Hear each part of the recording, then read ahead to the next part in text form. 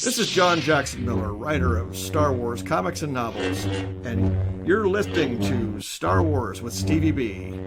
May the Force be with you. Start recording. You guys should see that. Yeah. Yep. I'm going to do my acapella. I was actually in a choir, so I'm going to warm up. Mr. Beidler and Marcel, is that okay? Yeah, of course. No, I'm just kidding. That's a joke. I don't do acapella, and I never wasn't in a choir. What's going on, everyone? Welcome. I'm joined by our favorite Star Wars narrator, Marcel Ryan, the revanchist. He's going to be co-piloting on this adventure we're going to take today. Our guest we are very excited for, and it's an honor to have him here. This gentleman he's a retired military foreign diplomat. He was an aviator for the United States Navy, and he also has made many contributions and inputs in Star Wars, working with folks such as Tom Veitch, A.C. Crispin. He's done editing. He's a continuity fanatic, we'll say, in a sense. And it's a pleasure to have Mr. Beidler. How you doing here, sir? Doing great this morning. Thanks for having me, Stevie. Yeah, yes, it is a great morning. Actually, I was doing some house chores with my wife before we started here, and she was asking me about today, and I'm like, this guy, I'm excited to talk to him because, honey, listen, he was in the military, okay, and he's worked for Star Wars. He flies. Star Wars has space, right? So he's like James Bond. So he's like a space agent. I said, and she just kind of looked at me and she's, sounds fun, hon. Have fun, you know? So you're a space agent, sir, and we're super excited. We're super excited. Well, if you combine space and spy, it's spice. So I'm really a spice runner. Oh, I like Very that. nice. I like that. We can get involved with that. I don't use my own product though, so just to put that out there. The best ones never do. Spot on. That's true. I don't know anything about that. Anyway, just kidding. So, tell us a little bit about being in the military, sir. Because I actually worked in a naval shipyard for 8 years. I was a part of the LCS Littoral Combat Ship program that's going on. Mr. Trump visited. It was great. I actually got an award, the Bravo Zulu, for my contributions. They gave me this little token here. I'll try to show that up there. Very nice. Yeah. So give us a little story about that. That's very interesting. Well, the whole military piece started out my senior year of high school. I grew up in Lansing, Michigan, and my father asked me, you got accepted into the University of Michigan. How are you going to pay for that? And I thought, I thought you were. And he said, I make $35,000 a year. There's no way I'm going to be able to pay for your college education. So let me tell you a little bit about ROTC. And my dad was a former naval officer. So naturally, I followed in his footsteps. I was able to obtain a full ride scholarship through the Naval ROTC program. And I put my first uniform on at the age of 17, my freshman year of college. And the intent was to just do 4 years or 5 years and get out and be a teacher. Instead, I realized very early on that I didn't like ships. So being in the Navy and not liking ships, well, that's a hard path to travel. But in 1990, I got the opportunity to spend a week at Top Gun as a midshipman and flew jets. And I said, this is what I want to do. So the rest of my college career in the ROTC program was getting grades good enough that I could be selected for the aviation program. And that's exactly what happened. So I went to Pensacola, Florida for flight school for 2.5 years, ended up choosing helicopters as my main aircraft, and did that for 15 years.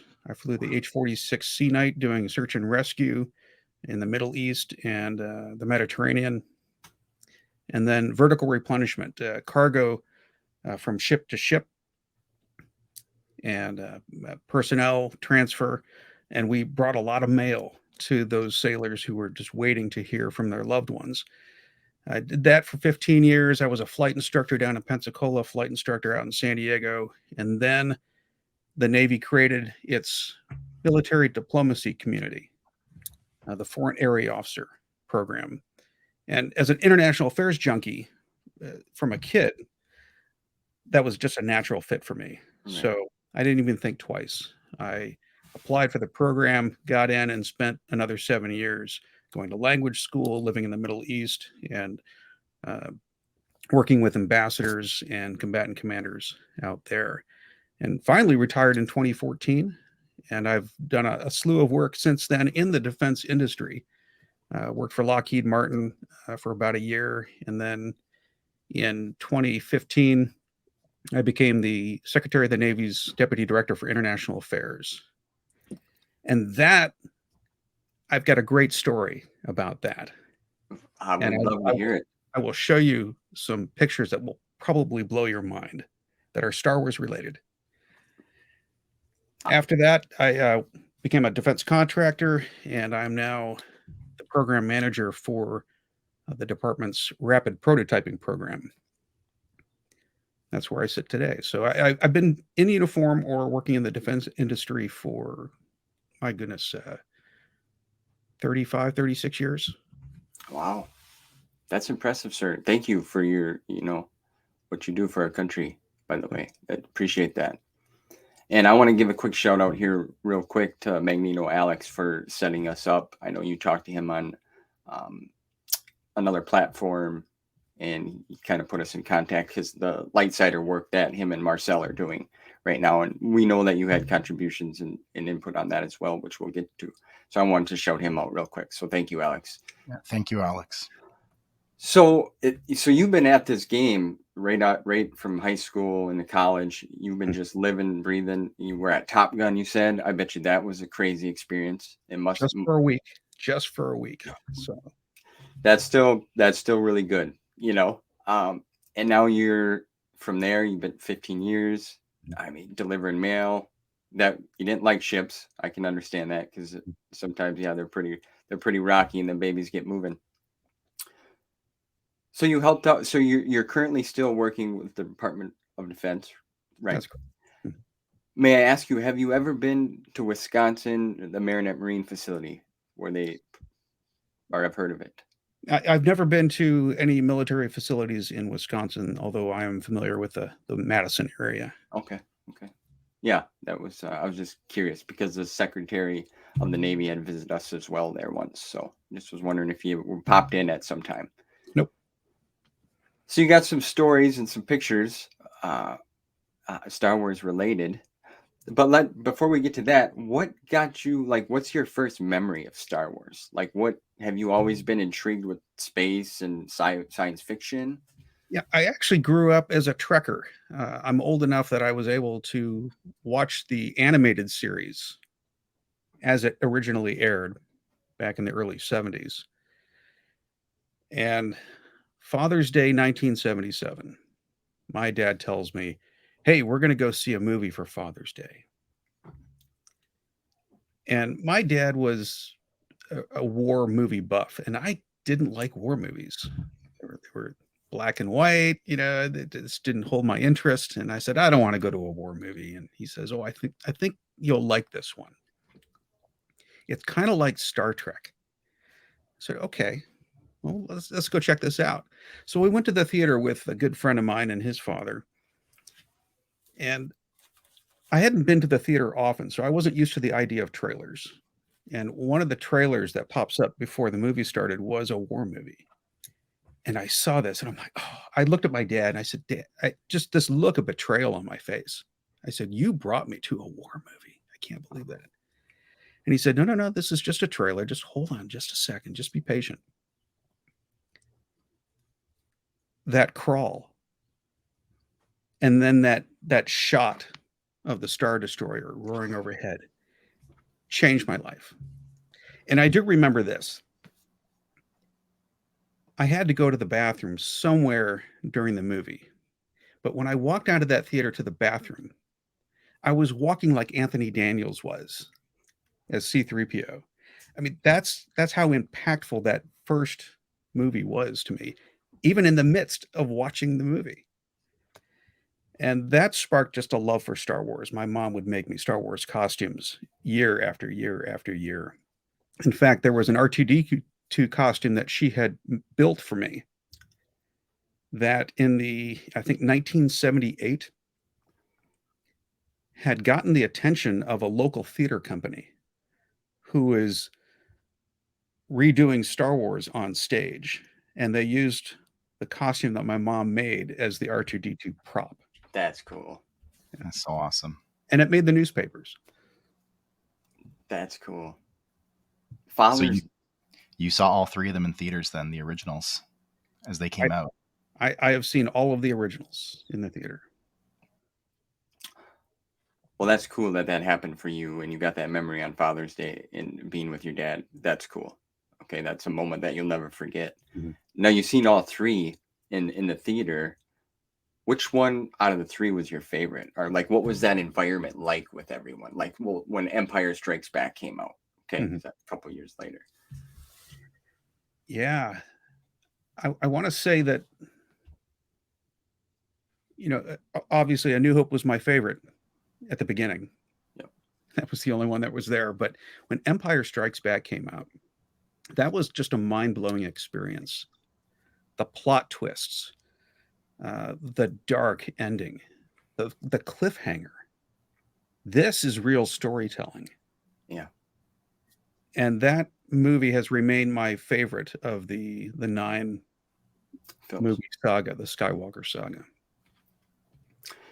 Did that movie then inspire your interest in writing and editing, or where did that journey start to? Well, the first movie sparked my interest in flying. Okay. So, when I entered the Navy or before I was commissioned as an officer, that did inspire me to go aviation. And so my very first license plate when I was a flight school student was the first letters of the phrase, "May the Force be with you." MTFBWY. Cool. And then when I moved to Florida, my license plate was Skywalker, SKYWLKR. So those 2 license plates have traveled with me my entire military career. That's awesome. That's awesome. In fact, I can You got actually them on the wall. I was about to hang them up, but I Yeah. do have them over here in the office, and I can bring those over and show those to you. Yeah, that'd be cool. But in terms of writing, I wasn't, I'm not a very creative writer. What I do best is help people shape those stories as an editor or an idea guy. But creative writing is really not my forte. So I work better with material that is already sitting before me than it is creating it myself. Now, I was always a good writer, technically speaking, but I didn't get the chance in Star Wars until I had met Tom Veitch in 1994. And then that just sparked a lot of different projects that I had worked on, in the decades to follow. That's great. When you mentioned the license plate thing, I have a black Impala SS, really nice. And I told the wife, I said, I'd like to tint the windows black and put Jedi in green across the windshield. Okay, because the Luke and the black and the green, that stands out to me. Like you said, that opening crawl with A New Hope with the Star Destroyer. I mean, I can just imagine that. But it's funny how we always got that certain thing that we do, like the license plates. They've been with you your whole military career. That's great. Yeah, let me grab those for you. Yeah, real quick. Sure.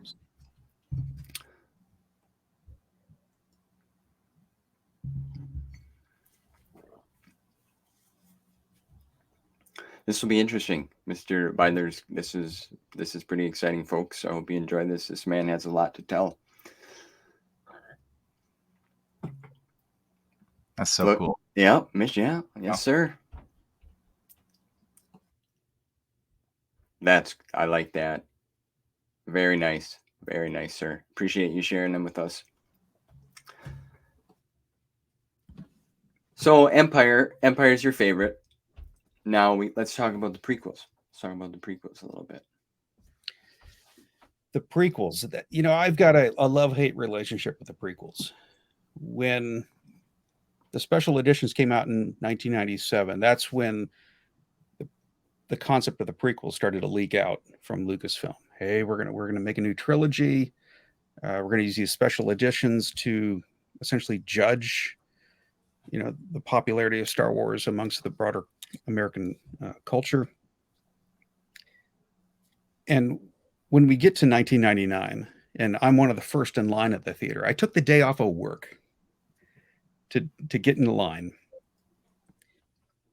When you watch that movie, it's Star Wars. It's exciting. You love it instantly. I don't think that trilogy has aged well, especially the Phantom Menace, both in terms of special effects. The CGI was still kind of in its infancy. That hasn't dated well either. And I don't think the writing or the characters that George created have aged well either. That being said, I think the movies got better as you went along with Revenge of the Sith. I think, though, they could have done a second part to that movie to really expand on Anakin's transition. I think it was too quick. Yeah. So I think the writing suffered as well in that prequel trilogy. I would say that Revenge of the Sith would be my favorite of those. Your favorite of three? Yeah, I just wanted to touch on the films before we got into your writing on in deep with that. So I love the Phantom Menace. I remember it too. Just the theater, the environment, everybody, was intense and crazy. And that's my favorite, just because of that nostalgia, we'll say. But Revenge of the Sith is probably the best out of the three. I would agree. I'm like you, Stevie. That was my first Star Wars film in theaters, I think, was The Phantom Menace. And then, Revenge of the Sith, though, is objectively, it's probably the best. Yeah. It's great. Yeah. Now, that is an interesting observation. Those who grew up on the original trilogy prefer the original trilogy. Those whose first movies were the prequel trilogy tend to favor those. Oh, yeah. Yeah, it's funny, I was born in 84, so I grew up with the original, but I like being in the theater in that environment, right? But each generation has their love. Like you said, there's people that love the prequels because they grew up with them. Now, now we'll go to the transition to the Disney side of things with the sequel trilogy. We'll talk about them, I've only seen them a handful of times. Not that I don't like them. They just, at the time, they just didn't feel right because I was starting to get involved with all the material, the expanded universe, the legends, even some of the newer canon I've read. You know what I'm saying? So I walk both paths, we'll say, as it was told to me by a fellow friend of mine, Mike Burton. So the sequels, Mr. Beidler, what's your thoughts on the sequel trilogy? I thought the choice to bring J.J. Abrams into the fold was a safe choice. And I think rebooting the story, not in a hard reboot, but kind of jump starting the Skywalker saga again, using a very similar story template to A New Hope, was a safe choice. It brought the Star Wars fandom community a sense of nostalgia. There's something familiar. Yep. I was a fan of Rian Johnson's Last Jedi insofar as it went places you didn't expect it to go. It didn't make safe choices in terms of storytelling. Again, almost another cliffhanger, like The Empire Strikes Back. But I did think it suffered a little bit by going a little bit too far in uncharted territory. It wasn't familiar enough. And then, of course, I did appreciate some of the callbacks of The Last Jedi to Tom Veitch's Dark Empire series. And of course, Dark Empire influences were off the charts with The Rise of Skywalker, including Empire's End. And which one of those three that I like the best? Boy, that's a tough choice. It's either going to be The Force Awakens or The Rise of Skywalker. And The Rise of Skywalker only because, although it was a little bit of a mess, uh, just the heavy Dark Empire influences, I geeked out when I watched it. I jumped out of my seat. Yeah. And I couldn't believe what I was watching. You know, I had the pleasure of actually just reading the Dark Empire trilogy. A friend sent it to me, and it was incredible. And you're right, the references that the Rise of Skywalker uses, and it kind of blew me away. It's like, really, I'm reading this. This was already out before these, you know. So that had to be just incredible for you, you know. I mean, I called Tom Veitch right away after I'd seen the movie. And I think we had seen it around the same time. And he was absolutely ecstatic. And he also said, "Hey, Lucasfilm, where's my check?" Fair enough.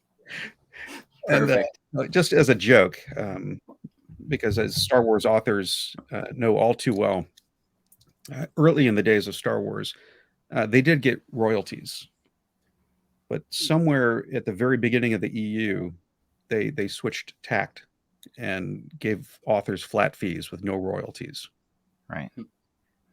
And we see some of this being reevaluated by Disney in the last couple of years. I think Alan Dean Foster was one of the first ones to come out of the woodwork saying, "Hey, where's my check?" And that's rightfully so. Yeah. You're right. You mentioned, you know, you made some good points there, and you mentioned the expanded universe, the EU. So let's step back a little bit. Like, when did you discover, you know, you got the films, when did you discover all the material?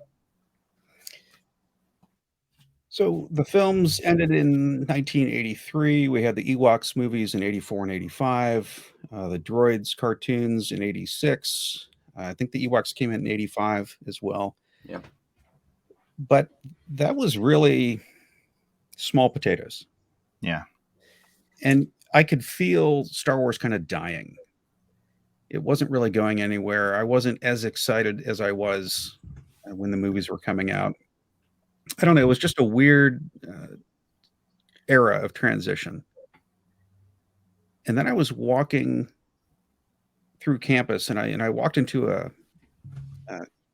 mini mart, and I saw on the rack Dark Empire #1. And I went, "Holy smokes, what is this?" So I pulled it off the rack. I looked in it. I was absolutely blown away by what I was reading. And no kidding, it was maybe a few weeks later, I was in a bookstore and I saw Timothy Zahn's Heir to the Empire on the shelf, hardcover. I snagged that bad boy, and that just re-sparked my love for Star Wars. Now, before that, had you read any of the Star Wars Marvel comics that they put out in the early days? Yeah, I had a few. You know, I didn't grow up with a lot of money. Yeah. And, you know, those comics were only 25, 35 cents sometimes, and still couldn't afford it. But every once in a while, my parents would indulge me, and I'd get a Star Wars comic. And in fact, I still have some of the ones that I got off the shelf back in the late 70s. But I didn't collect them at all until Dark Empire and Heir to the Empire came out. And then I went back and I scrounged from state to state. I just went through all of the comic stores I could find as I went on my travels. And I was able to collect all 107 plus issues and all the droids and the Ewoks comics. It was a fun time to find these. It was like digging for gold. Yes. And it was that episode, that issue 107, that was one of the hardest to find. And I found it in Chicago. It was $60. I didn't care. I bought it right then and there. And it was that was the last one I had to find. Yeah. And it It felt like victory. That's all. Like you said, just going searching for stuff. That's the best part. There's no other feeling. And then especially when you come across something, even for me, I like action figures, like the old Power of the Force. I grew up with them, so I like to have them. And you go to these, collectorabilia events, we'll say, and there's just bins and you see everything you want. There's old comics. Do you still collect comics? You still collect the Star Wars? Oh yeah, yeah. Yeah. I've got everything. Now I only purchase books a couple of times a year. I'll just do an Amazon binge and get them. But I've got I go through Things from Another World. I have a subscription for Star Wars comics, and to this day, now it takes me a while to get around to reading them. It's just so much, and you've got to pick and choose your battles there. But Yeah. definitely still a collector. That's good. I was wondering that. Do you collect anything else other than like the stuff? Do you collect figures or anything? No, I don't collect figures. Again, you have to pick and Pick and choose. choose, yeah. Yeah. So books, comics, reference material, and outside of Star Wars, Blade Runner, Aliens, Predator, Terminator, Indiana Jones, Firefly, Stranger Things. Some of the more, the movie and television show franchises. Yeah. Yeah. I tried to get Arnold to come on one time, but he's like, I can't do it. And I'm just like, all right. And that was a terrible impression. But yeah, you're right. You got to pick and choose because some of the comics still to this day are crazy expensive is what I'm finding out, and they're getting harder to get, but they're coming out with these epic collections, it's amazing to me that Dark Empire was the first initial bam spark, because most folks it's like Heir to the Empire, which you've read, which I'm sure you couldn't put down, but it's just it's crazy, that's cool. So you mentioned earlier that you met Mr. Veitch in the late great in 1994. Like, how did that encounter happen? So I had just completed flight school, got my wings, and I had bought my first computer.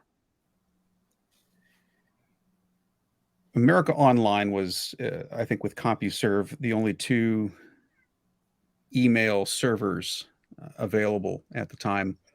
So I chose an America Online account. And early on in these early days of the internet, there were things like message boards.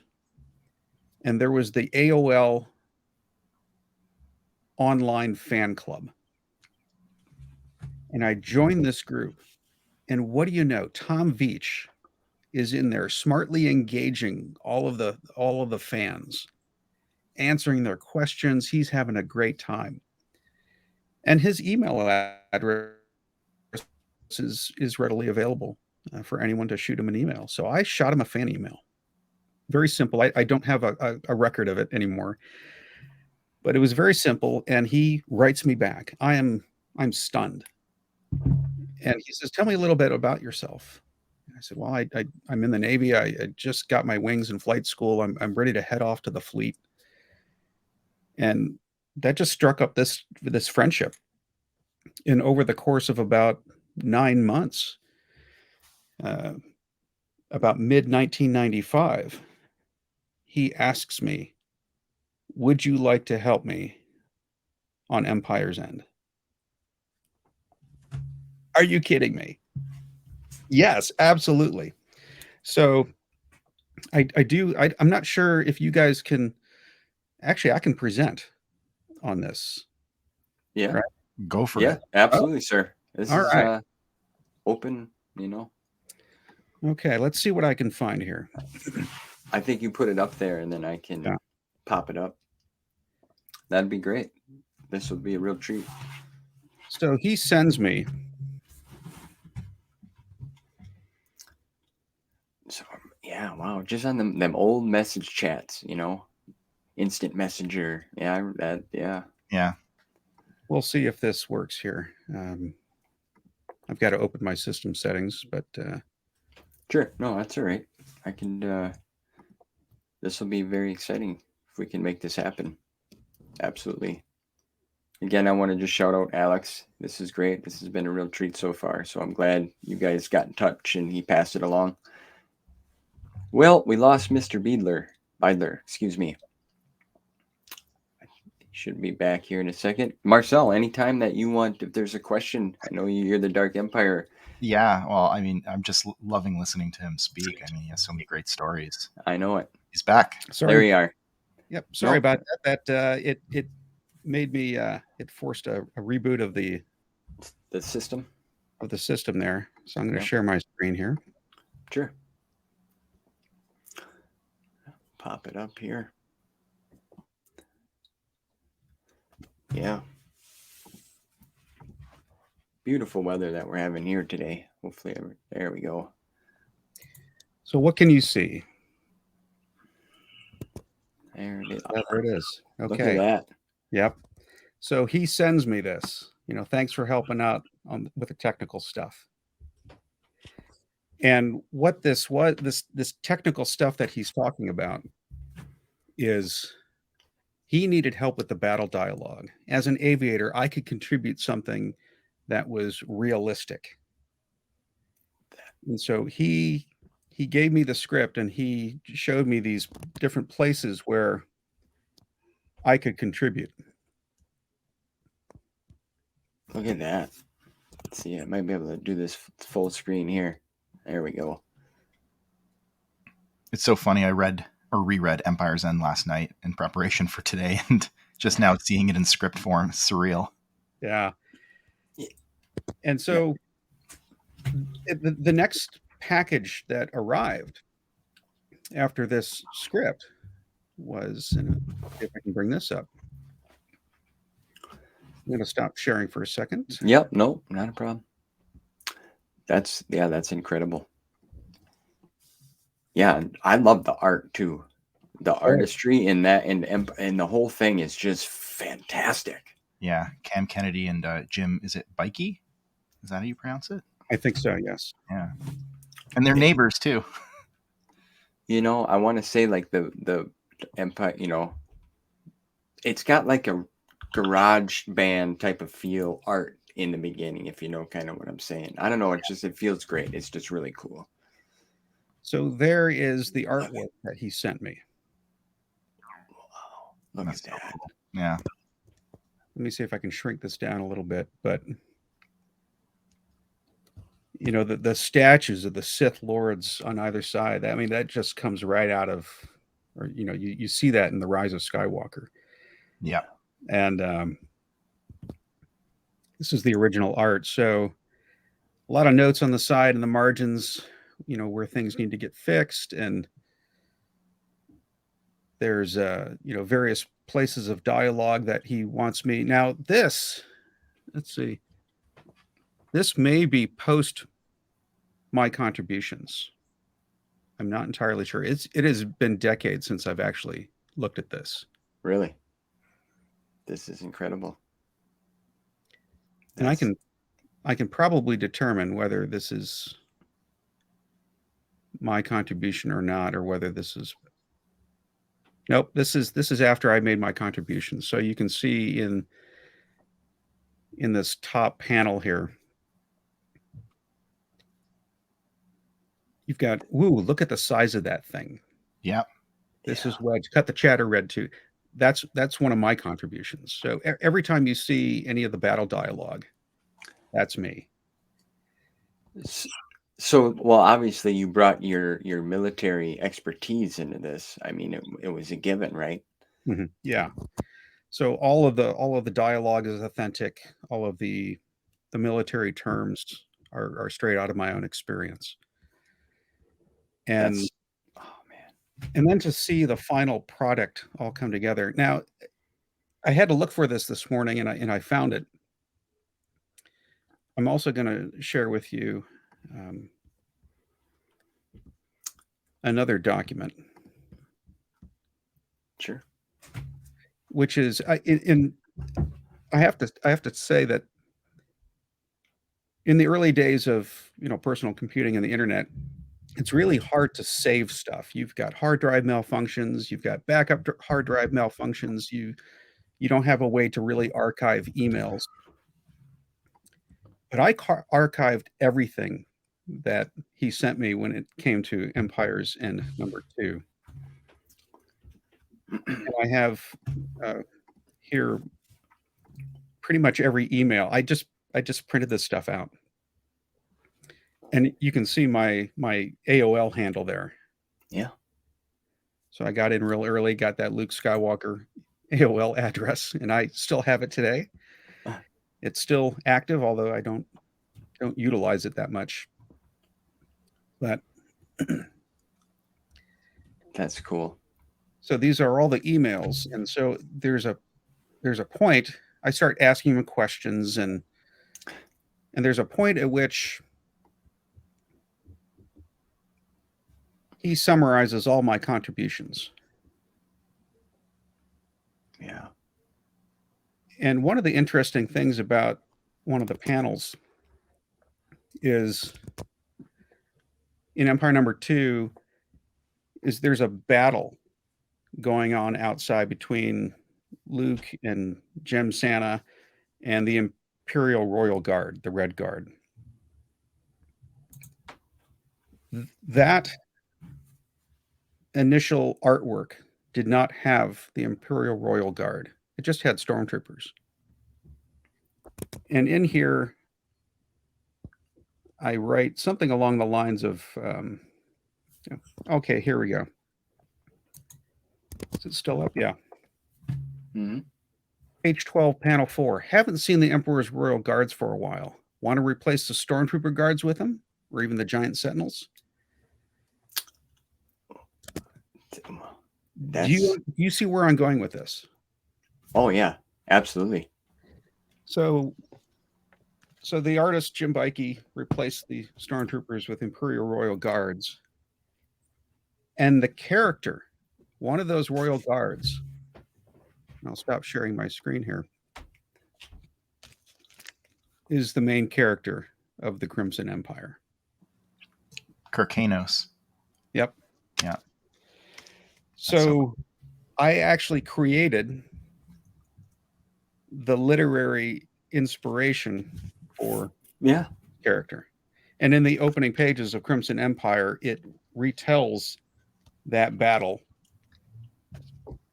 And Kirkanos is the lone survivor of the Imperial Royal Guard that Luke and Jem thought they had vanquished. Yeah. Wow.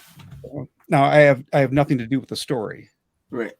But just that one throwaway reference, that just that one suggestion to replace a stormtrooper with a Royal Guard ends up being something like this. That just blows my mind. You know, it's a snowball rolling down the hill, and then it just gets bigger and bigger. It's the beauty of the expanded universe, right? You have some small contribution made in one work, and somebody just takes it and runs with it, and it becomes this big thing. Yeah, so that, I mean, wow, that's a lot to digest there. I mean, that's a whole story, what you just talked about and showed us all on its own. And the, Tom tried to get me listed as a co-writer on the project. And unfortunately, that didn't happen. The contracts were already set.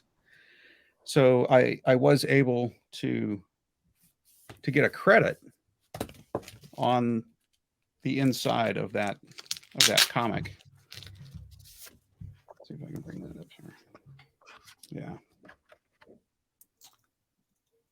Let's see if I can. And it says special thanks to Mike Beidler. Yeah. Yeah. So I was very grateful that he was able to do that for me. Now that credit did not find its way into any of the compiled versions of that. I was a little bit disappointed, hey, I contributed to this piece of art. It's been removed. And then I saw online German versions of Dark Empire. And I quickly picked them up. I thought, hey, that's cool. I've got a German last name. Let's get these German hardcover compilations. And I'm flipping through it. And I don't know how this happened.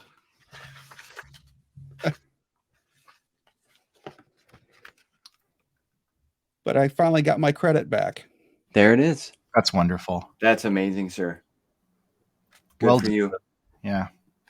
Now, why it's in the German version and not the English, I have no idea, but It's in there. there it is. Bam. Yeah, I have some of the listeners and some of the fellow friends I've met along the way. I have a friend, Noah, from Quality Autism. He's from Germany, so I'll have to hit him up about that, because I know German material is kind of hard to come by. Well, these are, I think, readily available on Amazon. So if you want to pick a couple of those up, I don't read German, so Yeah, I just look at the pictures. But neither do I. But I'll send it to you. You could sign it and send it back, or you could fly it over. That would be cool. And then I'll take you out to lunch. Just saying. one of the other things that I got my hands on that's Dark Empire related is this Dark Empire catalog and glossary. And in it is a lot of the original Cam Kennedy artwork. And like a dictionary that Tom was using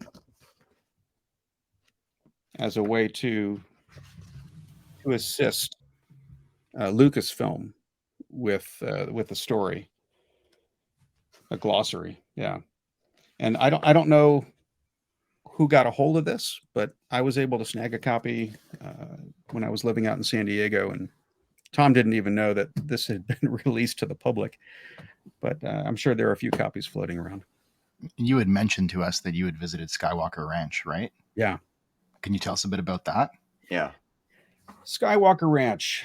Let's see. So in the mid 90s, I had met a lot of friends on America Online, and we created a fairly tight circle of collectors. Rich Handley would be one of my good friends from almost 30 years ago. Abel Pena, Pablo Hidalgo. Pablo still works for Lucasfilm. He's worked for Lucasfilm since the mid 90s. And this circle of friends became very tight. And some of those, like Pablo, ended up going to Skywalker Ranch and working for the man himself.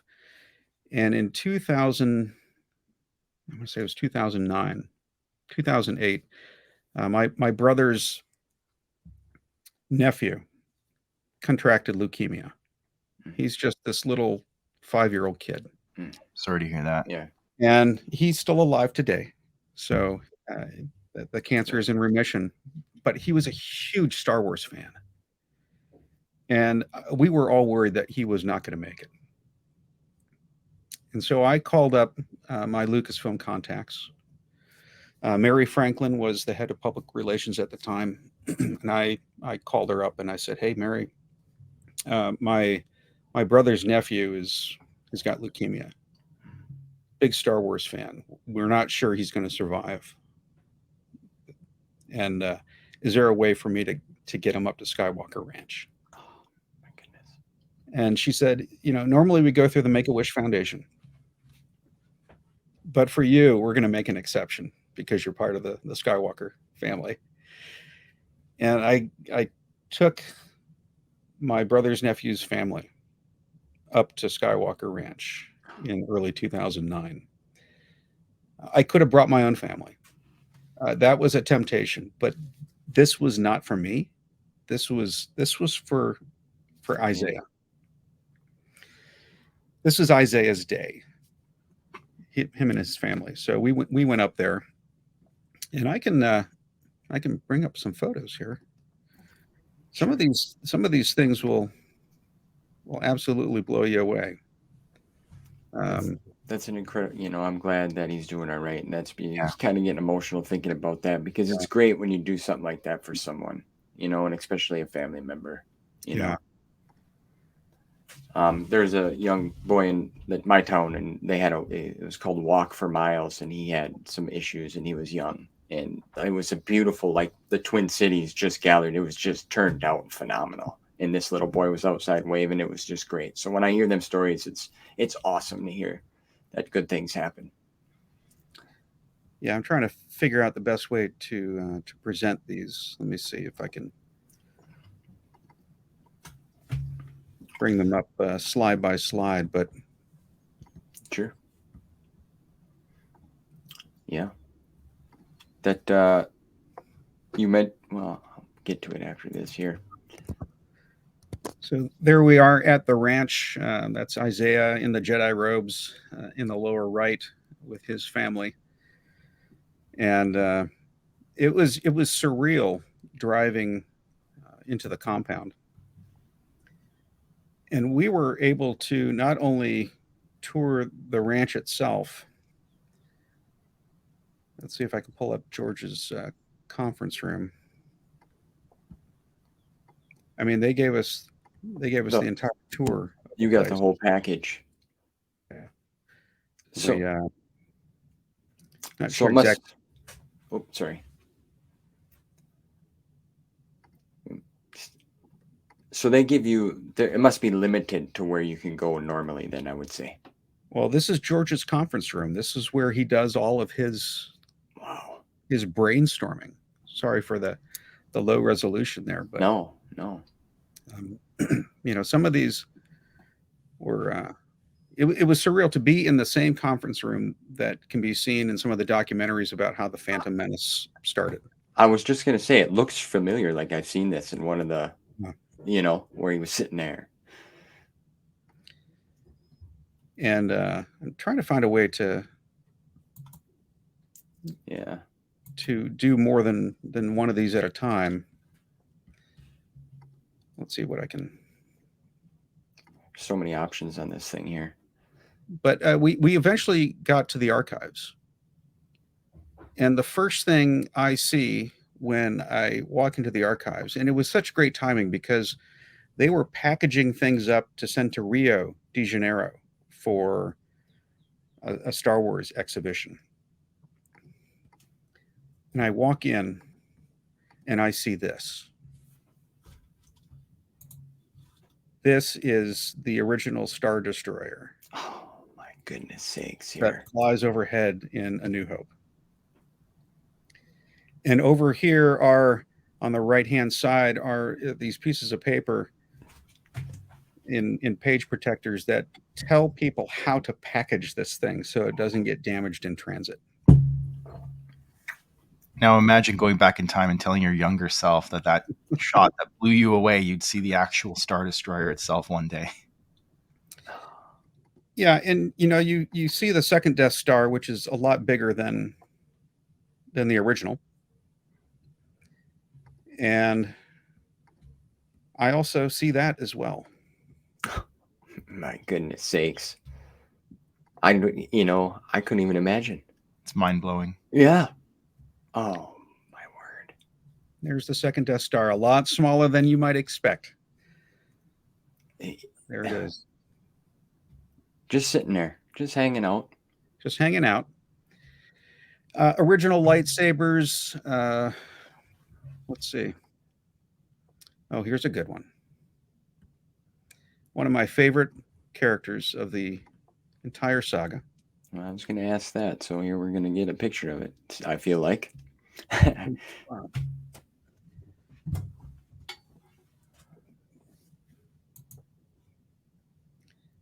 That's the original from A New Hope. That's crazy. Look at that. You must have just been in heaven. I was. We got to see the original Chewbacca costume. And it was about that time that they were preparing to shoot Indiana Jones and the Crystal Skull. And lo and behold,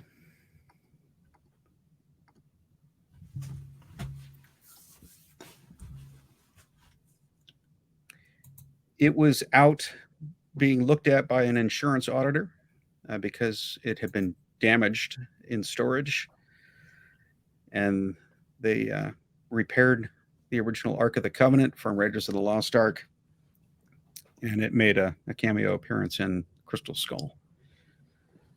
That's awesome. Oh my! Was George there? Was he with you? Hanging out? All right. So, the question was George there? Yeah. And the answer is very similar to what I would answer if you asked me the question about some military intelligence that had gotten, released to the public, and they would neither confirm nor deny that George was in his upstairs office. Look at that. So right up there, that's his office. So it can neither confirm nor deny. All right. Fair enough.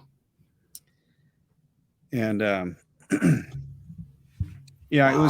it was just an amazing time. And here's another one for the fans of The Empire Strikes Back. Just mind blowing. This is truly. Oh boy. Wow. Get out of here. Wow. No kidding. Imagine that. Yeah. That's That's Night Han Solo. Oh, that's crazy. Now, are you guys Marvel fans? Yeah, for sure. Oh yeah. Oh yeah. Yes, sir. Well, I think in one of the last Avengers movies, I think it was Captain America. There was a reference to Captain America's ass. That's America's ass. That's right. Well, I'm going to show you.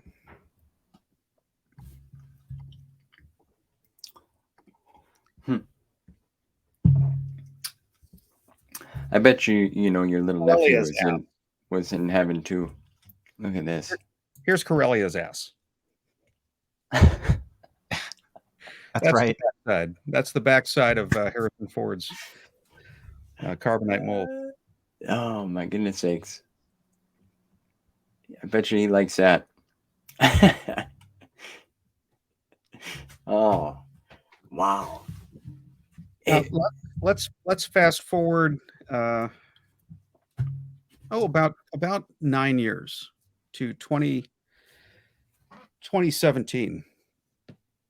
And I am working for the Secretary of the Navy as his Deputy Director for International Affairs. And he has just been confirmed by the Senate. He has not had a swearing-in ceremony by the Secretary of Defense. And I'm helping facilitate the invitations for the foreign dignitaries that are going to come to the Pentagon and be a part of the Secretary's swearing-in ceremony. And I get the invite list. And the invite list has a name on it that had me in shock for a few minutes. And I called his chief of staff to confirm that this name was, in fact, correct. It wasn't a typo. It was not a typo. It turns out that this individual was related to the secretary through marriage, part of the family. And I am still in shock at the swearing-in ceremony when a familiar face comes walking out of the Pentagon to the outer steps outside. And this individual is wearing sunglasses, but you know who he is. And after the ceremony, we go back inside for the party, essentially. There's cake, there's coffee, water, tea. There's just a lot of mingling of the foreign officials with Secretary Spencer's family and friends. And one of these friends, you ready? Oh, yes, sir. Okay. Well, I'll hit it up there. This is crazy. Wow. Look at this. Wow. Look at that. Han Solo himself. Wow. Amazing. Now, a lot of people were wanting their pictures with him and would say, I'm a big fan of your movies, loved you in Raiders of the Lost Ark, loved you in Star Wars. And when I finally got an opportunity to talk to him, I didn't want to talk about the movies. I wanted to talk about aviation. Oh. Harrison, what did you fly? And he told me some of the things he flew. And I said, well, I'm a naval aviator myself. And he looks at me. He goes, "What'd you fly, kid?" And we got into this 15-minute conversation about my exploits and his exploits. And he was so enthused to talk to someone about something other than his movies. Yeah. He wanted to talk about one of his other passions. So this photo actually made its way. Let me go ahead and stop sharing this, or if you want. I got it. Yep. Okay. Made it into this book here a long time ago, exploring the Star Wars cinematic universe. This was published by Sequart Organization.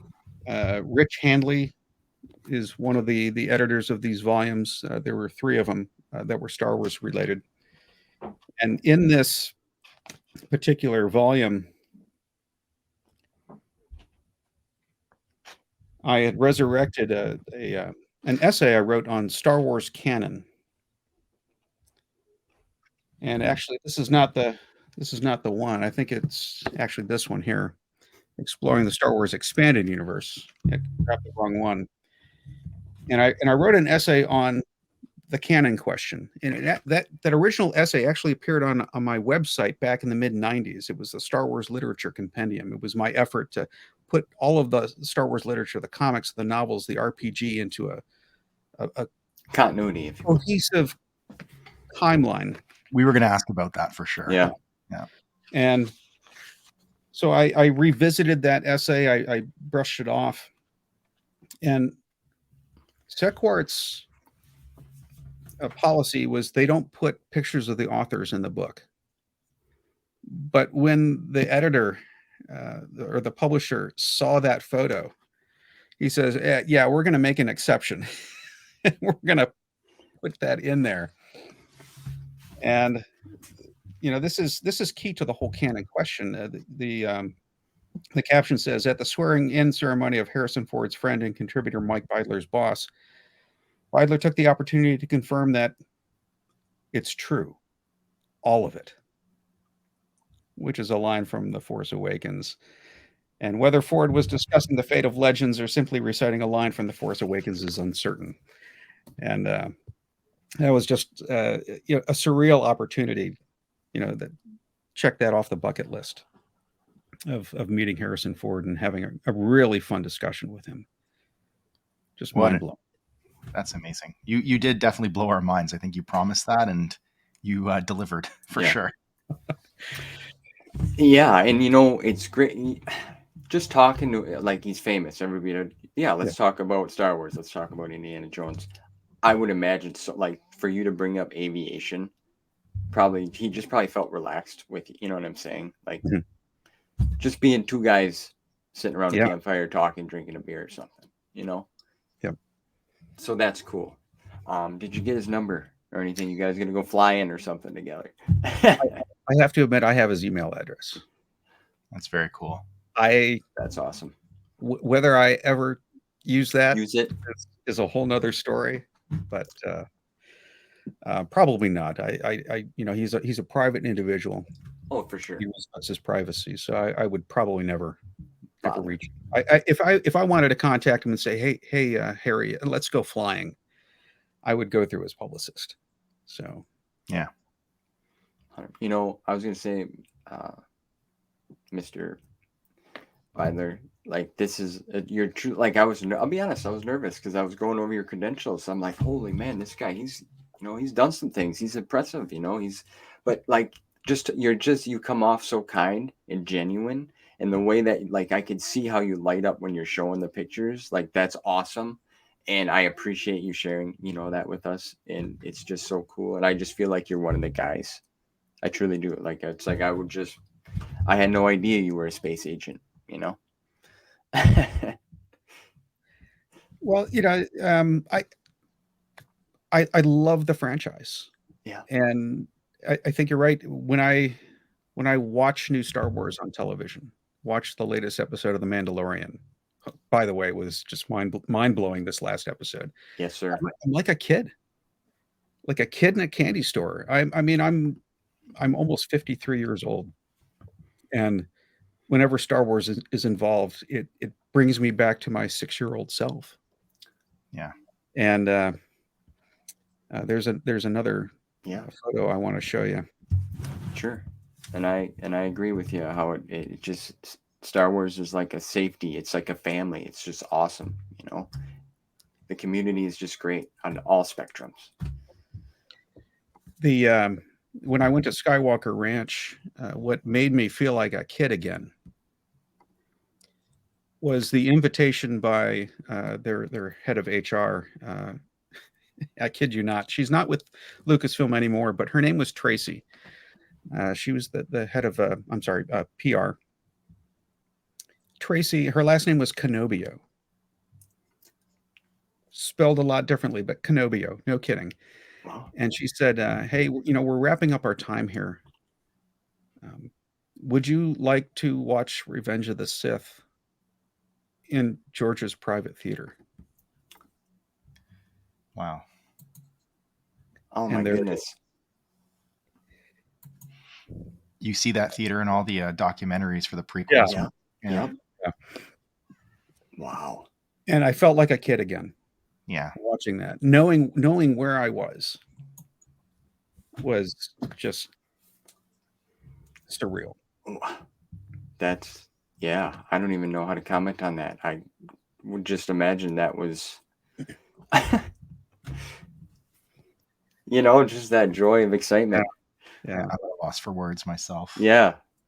I mean, you got to meet, Harrison Ford. That's, that's crazy. You got to spend time at Skywalker Ranch. You got to sit in the theater and how was it? How was the sound in there? Well, it was THX, so you can imagine that being in George's private theater, he wants the best. Yeah. Yeah. And it was the picture quality was great, and the sound was awesome. But watching it on the screen, I was watching it on the screen, but I was also constantly looking over to Isaiah sitting next to me. Yeah. And the joy of watching him enraptured by a movie he had not yet seen. That was a gift in and of itself. That's the magic. Gift, yeah. And that's right there. That's what it's all about. You know what I mean? You're gonna make me emotional, sir. Because I know what it's like. Star Wars, I'm not gonna lie. Like really saved my life too, because I have some health issues that happened. So it's that feeling you get, and that joy. I could that boy will never forget that moment. No. Ever. No. Ever. Yeah, that's cool. I appreciate you sharing something like that too, and it's personal and all that. I use the analogy of a snowball, rolling downhill. That work with Tom in the mid '90s, that one opportunity, it kind of spun out of control for a few years, because the author community was fairly small. You had Tom, you had Tim Zahn, you had who were some of the earlier Kevin Anderson. Back in I think it was 95. Kevin Anderson and I had a friend in common, Skip Shayotovich, who was an early collector as well. And you'll see his name scattered throughout the acknowledgments of books. Skip was living up in San Francisco at the time, and I was in San Diego, and he says, hey, your birthday's coming up this weekend. Why don't you come up for the weekend? We're going to throw a big party. It's going to be Star Wars themed. And so I went up to San Francisco area, and one of the guests was Kevin Anderson and his wife, Rebecca. Wow. And we just had a great time. And so there was an opportunity there to work with Kevin. Nothing ever came of it. He wanted me to advise on his X-Files novels, nothing Star Wars related, but just the connections I was able to make just through word of mouth. A.C. Crispin, Ann Crispin, the late Ann Crispin, who passed away a couple of years ago, contacted me and said, "Hey, Tom says that you can help me out." And I'm reusing some of his characters from Dark Empire. Yeah. And I want to get inside Sala Zen's head. And I want you to make sure that my characterizations of her are spot on. So I worked with A.C. Crispin on Rebel Dawn, the third book in that particular trilogy, which was, by the way, just released in hardcover a couple of years ago at I think Barnes and Noble. That's right. Yes, sir. And you get the acknowledgement in the book itself. And so I helped her with some of the characterizations of the Dark Empire characters and did some research on Millennium Falcon weaponry. Because Millennium Falcon's history, as we all know, is extremely complex. That's right. Yeah. And what was on it in one movie is different from what it was on the other, and all of the various repairs and whatnot. So I helped her out with that. But she made me a character in this book. I was going to say, your name's kind of been in the mix here. Yeah. And so the character's name is Mike Beidler. It's spelled differently. What do they call that? A Tuckerization. Tuckerism. There's a Tuckerism. And it also made it into the audiobook version. And I just don't remember how they pronounced it.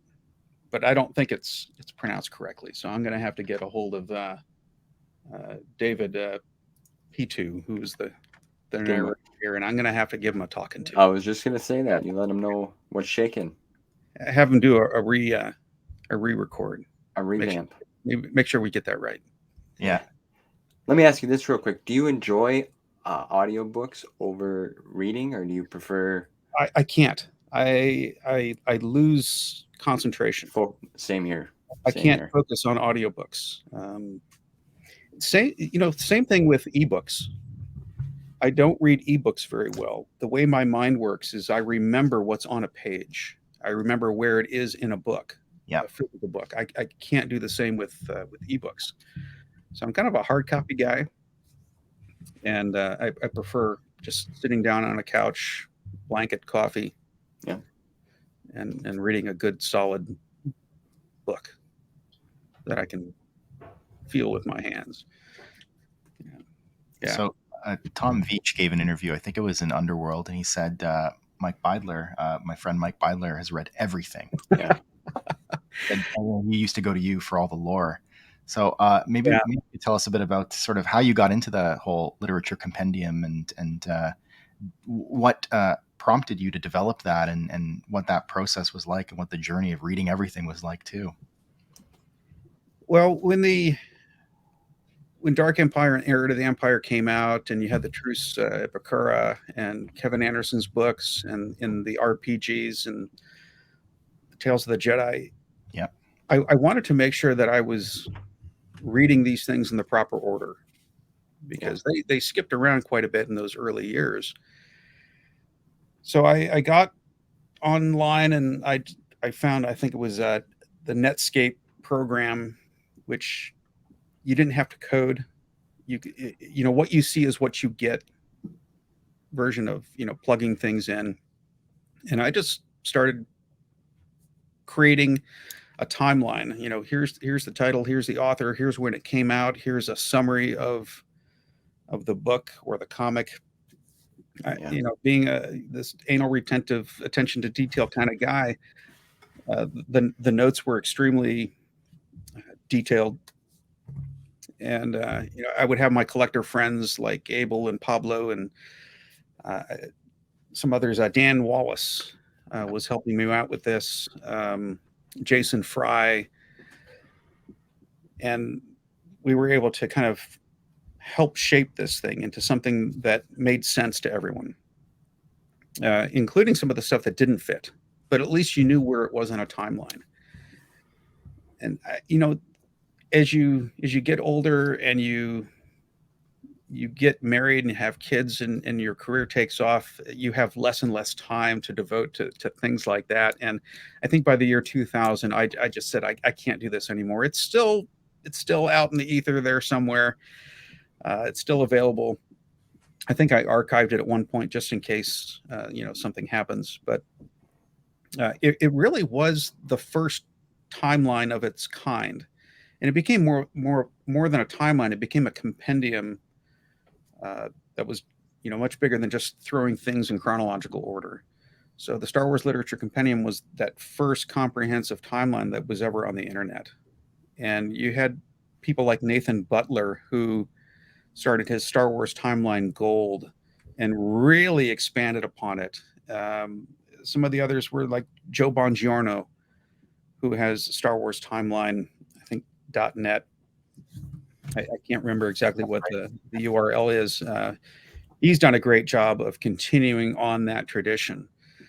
And I just love that other folks have gone way, way beyond, whatever I could with that, and made that available and continue to keep that updated. It's just an amazing effort.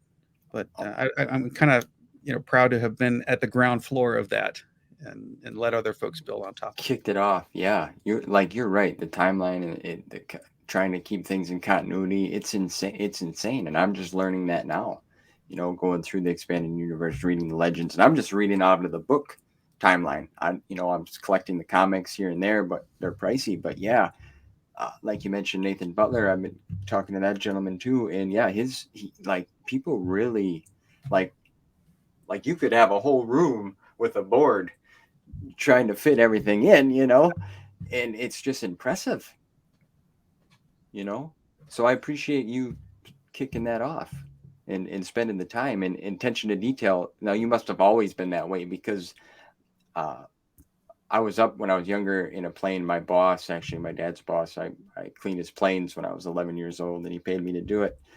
But he took me up in a Twin Baron, and I just remember him flicking switches and turning dials and hitting buttons, and this thing's flashing and something's in your ear and he's looking over there. So it's a lot. So I appreciate that. Just want to say that. So God bless those guys that have the time and the energy, Right. To continue on that tradition. Because I think for a lot of us, I don't know if it's something that's unique to fandom. Those of us who are completists and want to read everything, we're just a little bit obsessed. There's some OCD there. I think the franchises like that attract people like me to that. And when we find those kinds of resources, they become immensely important. In fact, I think one of the first official literary descendants of my compendium is Pablo's Essential Reader's Companion. And when this came out, I'm like, oh, this is awesome. This has got everything up, I think, up through the prequels. And I get to the acknowledgments, and yep, there I am again.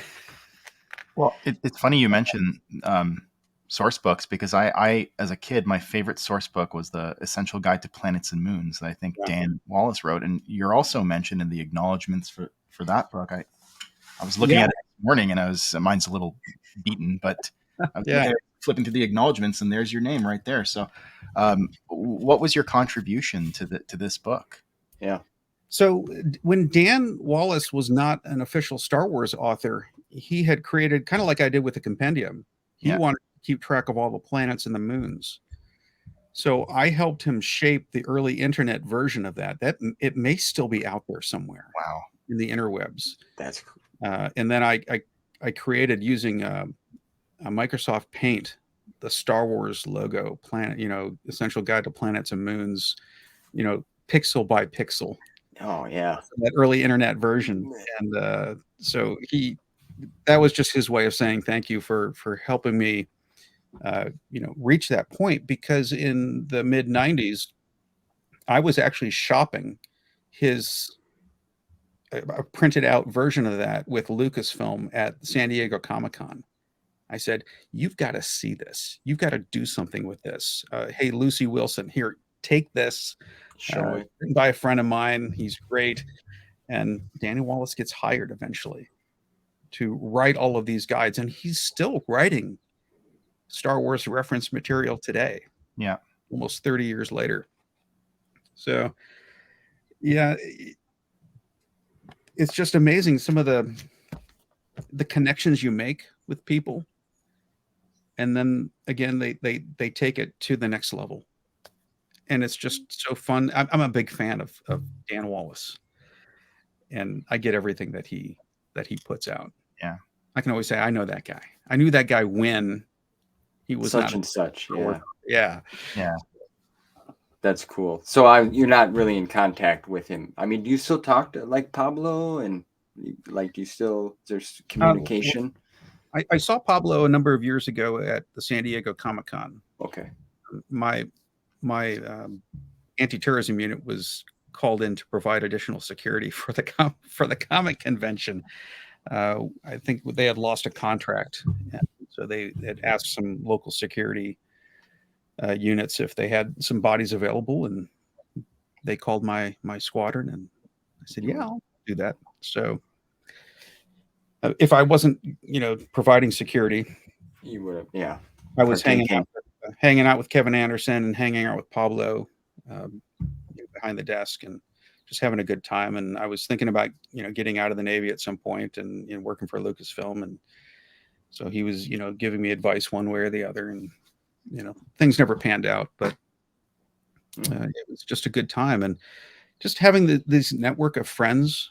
I think it was Rich Handley and Jason Fry who helped me shape that original Star Wars Literature Compendium essay on canon that I was able to dust off for the Sequart organization. They even forgot that they had contributed to it. So we do so much work on each other's projects that we sometimes forget. Yeah. Where we've had influence and where we've helped out. And of course, all the stuff that I ever wrote, for Sequart organization on Dark Empire, I did a huge analysis of Dark Empire's legacy on the Star Wars universe. I threw that to Tom Veitch and said, "Hey, read this, correct me if I'm wrong." And he fixed a few factual errors and even gave me in that essay what his original intent was for the end of his Tales of the Jedi series. Can you speak to that? Yeah. Okay. All right. Let's see if I can bring that up. Yeah, this is I could just, like you said, this whole network, that's just incredible. So this is a galaxy far, far away, exploring Star Wars comics. And inside is my essay on Dark Empire. And at the end of that, Tom said, "Hey, let's make this special. We've got Ulic Qel-Droma, huge player in the original Tales of the Jedi series. Eventually, Tom had a falling out with Lucasfilm. And Kevin Anderson, who he had co-wrote some of the other Tales of the Jedi comics, was the sole author on Redemption. Yeah. And in this essay, he gives me Ulic Qel-Droma's Fate, an alternative look. This is Tom's original intention for Ulic Qel-Droma. Wow. That he did not have the opportunity to shape with Kevin Anderson. So it's really just 2 pages of a summary of where he wanted Ulic to go. And he ends up becoming like a Jedi Ronin. Yeah. Just wandering the galaxy. Kind of like what we see in Star Wars Visions. Almost that same kind of concept. Yeah. You mentioned that. Are you excited for season 2? I am. Yeah. What a fantastic opportunity for Star Wars to go back to its roots. It its inspiration in Where it came from. Kurosawa's influence on George Lucas.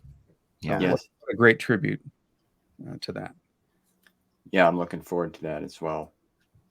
You were going to say something, Marcel? Well, because we're back on the subject of working with Tom Veitch. Maybe you can talk a bit about Lightsider. Yeah. It was originally how we came into contact with you through Alex. So Yeah. it'd be remiss if we didn't discuss it. So after Dark Empire finished up, Lucasfilm had announced Lightsider. Lightsider was to be a graphic novel that would bridge the gap between Dark Empire and Dark Empire 2. If you read Dark Empire 2, you feel like you're kind of coming into the middle of things, which is not unusual when you're talking about the Star Wars universe. A New Hope starts, you're in the middle of a battle. You don't know who's who in the zoo. Yeah. Dark Empire 2 starts out the same way, and we have a Jedi character. I'm getting old when I already forget the name. No, that's there's a lot of material. Am Solusar. Cam Solusar, thank you very much. And he just appears out of nowhere, really, with very little backstory. So Lightsider was intended to bridge that gap.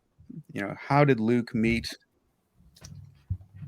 Cam Solusar, and they met. Cam Solusar's backstory is in this novel, and how Luke brings Cam from the dark back into the light through this game that's played in the Force called Lightsider, kind of like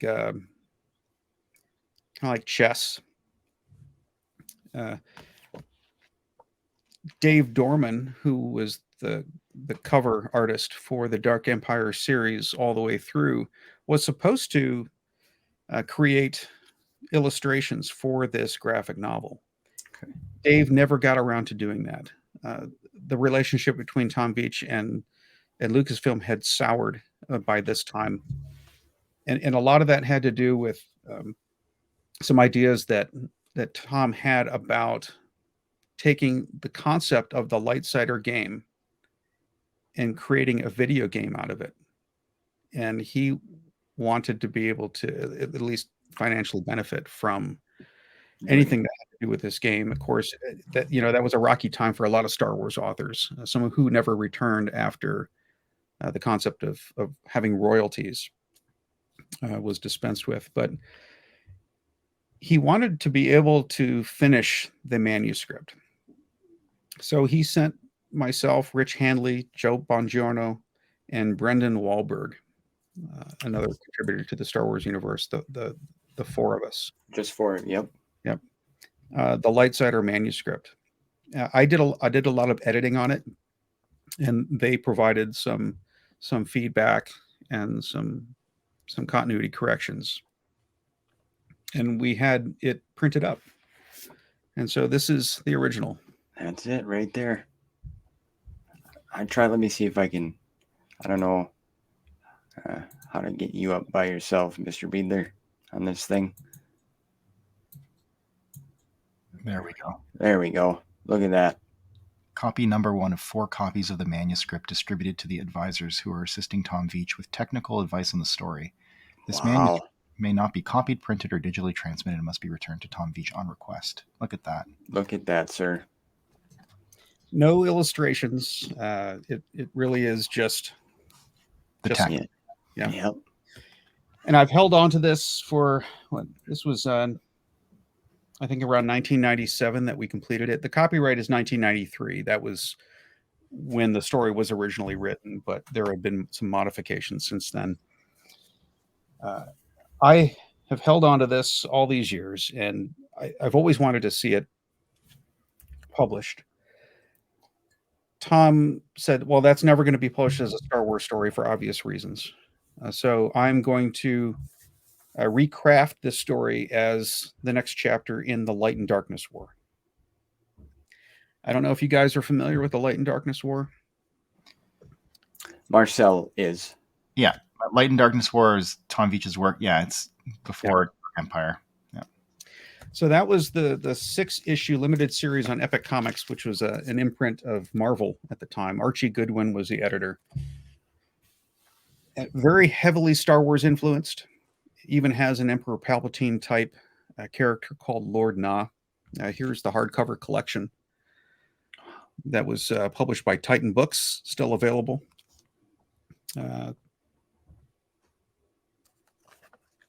I was invited to write the foreword to this collection,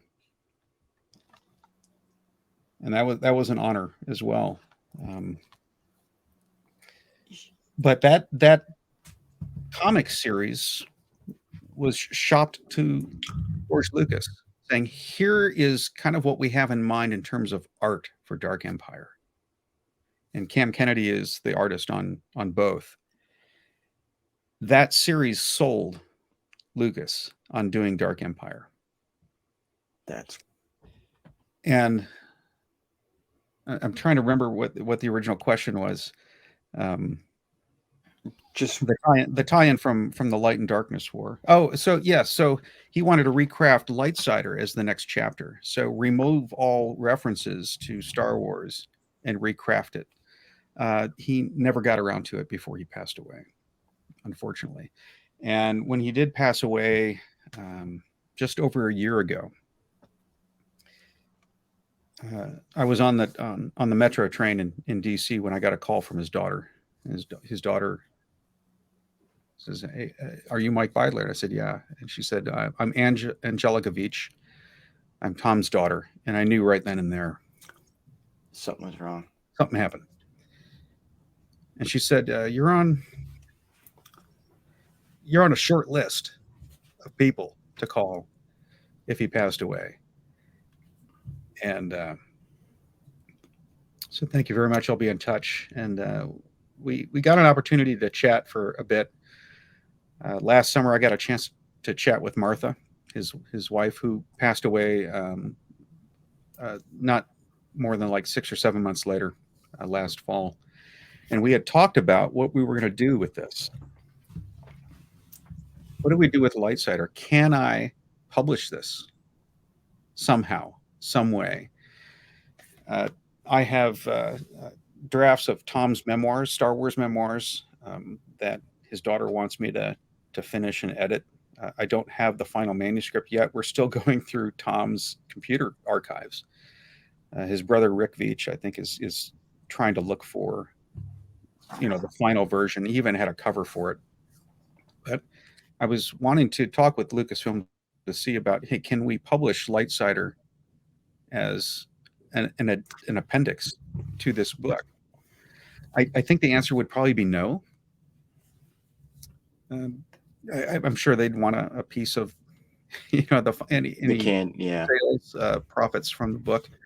And if we ever published the memoir, it would be, self-published. It wouldn't, be on a major, imprint or anything like that. And, certainly the intention was to shunt any profits from the sale of his memoir to his wife, who sadly passed away. But I think the idea of publishing it officially in some form or another is dead, especially since I found out that the manuscript had been leaked. It's out there, yeah. Out there in a few different formats, but someone who reached out to me and said, "Is this authentic?" And when I looked at what I had downloaded, yes, it is indeed authentic. But the versions out there are not quite the same. It's been the text is authentic, but the way it's been put together with various illustrations and things like that was someone else's work. So whatever you see out there is probably not exactly what I have in my hands, but it is the lost chapter. It's out there for all to read. And I've seen various comments one way or the other about how good it's not.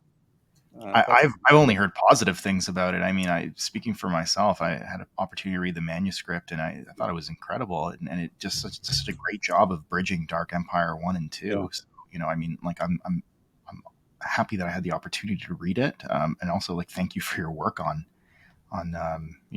advising Tom and on Lightsider, and I think it's I understand. I think his wishes were that it not be released. Yeah, that's it shouldn't have been released. Yeah. I'm kind of disheartened because I was on the verge of contacting Lucasfilm to see if we could release it officially in some form, Yeah. because even though the canon was rebooted in 2015 or 2014, 2014. 14, they're still creating Legends material, new material. The Marvel number 108, Right. which continues the story from 107 from 1986. New product, slap Legends on it. Why can't we do it with this? I was just going to say that. Yeah. That's right. There's a yeah. So I've got some contacts, some phone calls to make to see if that's something that is within the realm of the possible. For sure. Yeah, that would be great. I haven't had the chance to read it yet. I'm like you. I can't really read off a computer or a tablet. You know what I mean? I got to have the thing in my hand. And as I'm getting deeper into this, there's a lot more, material out there that's coming to light. You mentioned Joe Bongiorno. He's got a book, that he's working on. But like you said, slap Legends on it. There's a whole fandom that just appreciate, and there's an appreciation for it, and the work that was put into this is just top notch. And yes, thank you for your contributions and everything that you've done so far, sir. John Bongiorno's book that's on the verge of being released. Mike Beidler returns as a character in that novel. That's so cool. So yeah, being resurrected. Well, I wish you all the success. As someone who wants to see the Legends continuity continue along a parallel path with their canon, I would love to see new stories, or even old stories that haven't been released, like Lightsider, get an official publication, and so that more people can enjoy that story, because I really think it's a great story, and I think it really does a great job of bridging the gap between those two stories. Tom had a unique vision. Yeah, and I think he understood Star Wars extremely well. Granted, Empire's End, even in his own opinion, wasn't as good as it could have been. Originally, it was 6 issues. Had to truncate that down to 2. Had to really push to get that done. Get it, yeah. Time, yeah. Unfortunately, I think it would have been a lot better had Tom had the free reign to do what he wanted to with it. But I think if we could get Lightsider published, it would go a long way to kind of completing his vision. Yeah. And I'd like to see that as well, because it's great. When I read it, it felt like Star Wars. It was cool. It was just interesting to me. And it fit. Yeah. So I appreciate you showing the number 1 copy. That's just, incredible. I didn't even notice that. Oh, yeah.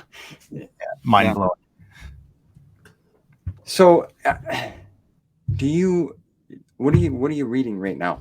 Let me ask you that. Are you reading something right now, Star Wars related? Star Wars related. I'm not reading anything right now. Okay. I am actually reading the Expanse series, which is a phenomenal show. It's goodness. Yeah. What book are you on? I'm on book 2, so I've watched the entire series, and I'm on book 2. Just really having a good time. I love just the hard scientific aspect that they've brought to those stories. I'm reading a lot of Blade Runner comics. Yeah. In fact, I would be remiss if I didn't mention Sequart has published the Cyberpunk Nexus. Oh, that's so cool. I love Cyberpunk. Joe Bongiorno is one of the editors on this volume, and it's got a foreword by Paul Salmon, who was there at the beginning with Blade Runner. And I have an essay in there on my analysis of the literary sequels that K.W. Jeter wrote. That's right.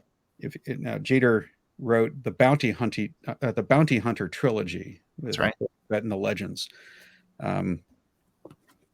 wasn't a fan of his Bounty Hunter trilogy. In fact, I would have to say of the Legends material, I don't think I got through the second or the third volume of that trilogy. Walked away from it.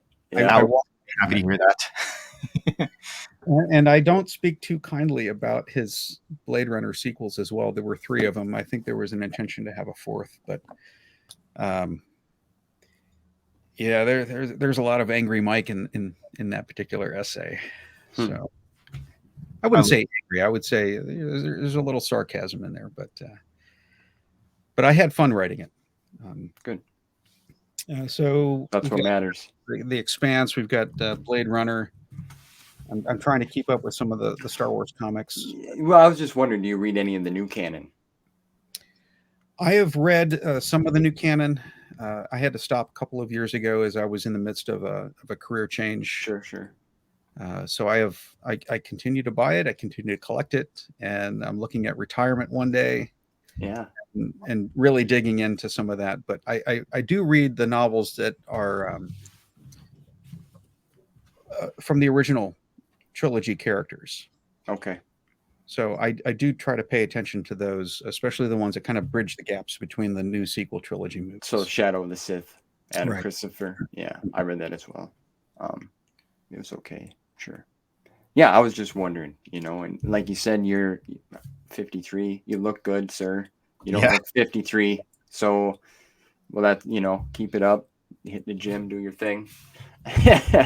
But, yeah, I can't, I'm just still kind of mind blown from what you showed us so far. I wasn't expecting all that, you got me baffled, sir. So this is just impressive. And I'm just glad to be here talking with you.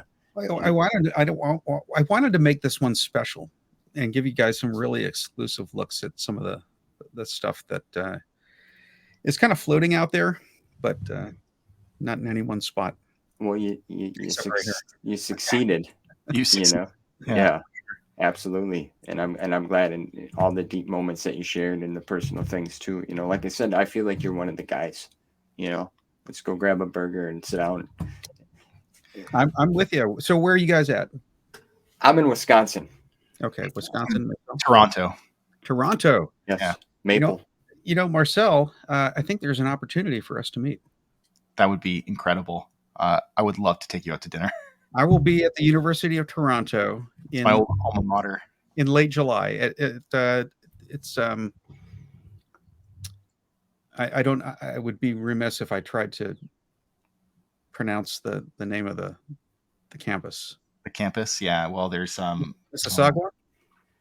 Oh, I don't even know, but you know what? I got your email, so let's connect. We can talk about that. it. Would be great. I'm jealous. I'll be out there for about a week in late July. If you a football fan, Mr. Beidler? Which kind of football? Well, the NFL. I have to say I am not a sports guy. Okay. I watch the Super Bowl for the commercials and the halftime show. Yeah, but that's about it. Well, I'm close to the Green Bay Packers stadium. If that kind of, I'm originally from Michigan, so I'm in a Twin Cities. So, yeah, Green Bay. So I didn't know, a lot of Packer fans out there, so you never know. I had a lot of family in Madison, but not anymore. They've passed, joined the force. Yes, that's a good place, the force. So, do you have any other favorite characters? But besides R2, do you have a favorite? Just throw some fun stuff. Get some of you, like your favorite Jedi. I would have to say I'm a big fan of Rey. Really? The reason being is that here is a young lady who doesn't know who she is and is only given hints to her potential. And I think a lot of us, we grow up that way. We don't know who we are. We know who we, granted, a lot of us know who our parents are. She didn't, but we don't know who we are. We've got all of these influences coming at us in one way or the other, and we're trying to find our way. And Rey just embodies that journey of self-discovery. And that discovery, in her case, is coming fast and furious. and she finds that she is able to do great things. And the innocence that she brings to that journey is it's emotional for me. Yeah. To see her grow in the way that she did and take on challenges. I think there's definitely some fear involved, but it is fear faced with courage. You know, courage is not the absence of fear. Courage is acting in the face of fear. And I think that's what she embodies. She embodies the journey of self-discovery with courage. And she aligns herself with the things that deep inside that she knows is right. I think she embodies that much more than Mark Hamill did as Luke Skywalker. Good. That's beautiful that you said that. Like, I never looked at it that way. I never really thought of Rey that way. Luke has always been my icon, or someone that you look up to, you want to be. I'm sure you were the same way, right, at one time. But as you grow older, you change, you see things, you see the world differently. See, Luke Skywalker wanted adventure from the beginning. Rey was just almost satisfied with where she was. I wouldn't say she was satisfied or content, but she didn't know that there was anything else. Right. Luke always, as Yoda said, always had his eyes to the stars. Yeah. Yeah. Always craving adventure. Yeah. And Rey wasn't like that. Yeah, it's true. She didn't want really nothing to do with it, in a sense. Yeah, BB-8 comes into her life. Yeah.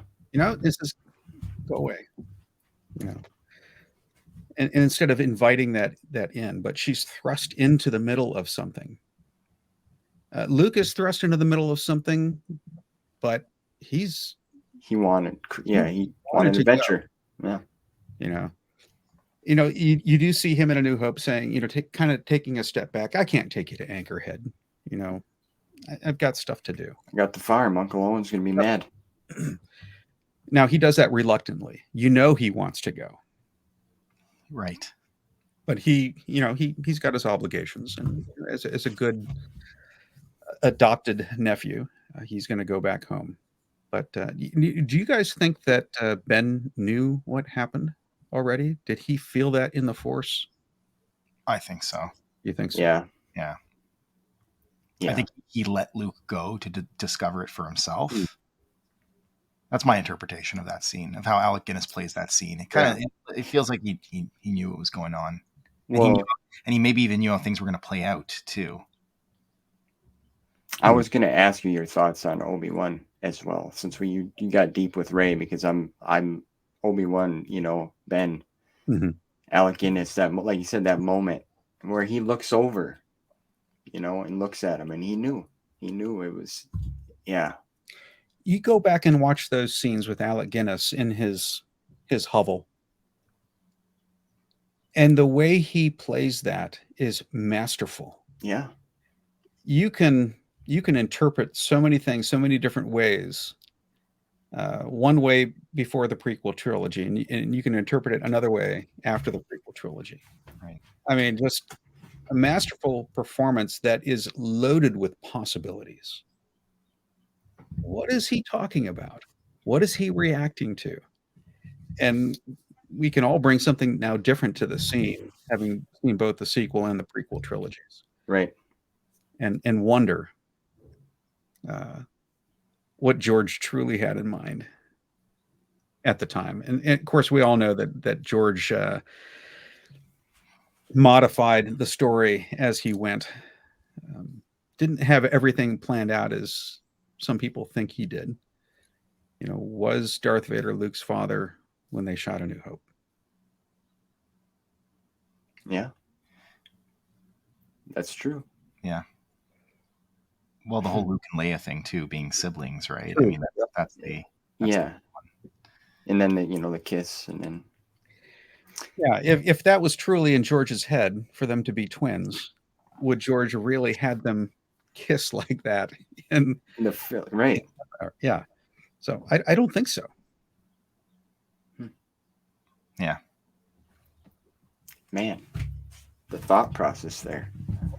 Mike, there are people who, before I forget, there are people who might be upset who are watching if I don't ask you, when will we see the Scourge of the Nevuda Bees trilogy? Yeah, the Nevuda bee. That's this is the snowball thing again. Yeah. So for those who aren't aware of what the Nevuda bee is, it all started with, I think, on America Online, of someone asking Tom Veitch, what is that buzzing sound in A New Hope? And no one knew what this kid was talking about. It was probably some warped copy of the VHS tape. And Tom didn't know what he was talking about either. And so he said, oh, that's just a Nevuda bee.